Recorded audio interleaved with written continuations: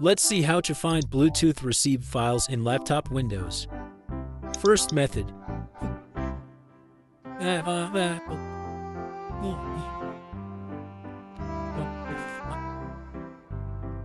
Bluetooth received files will be stored in the default Documents folder. Or you can find your files in a recent application.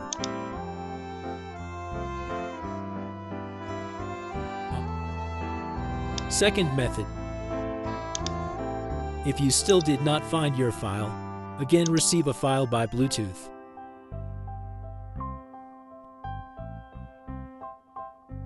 Now you can see the Bluetooth file location on your computer.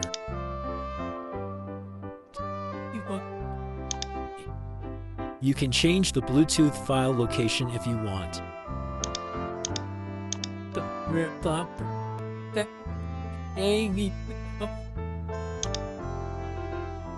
This way you can find a Bluetooth file location and you can change your Bluetooth file location.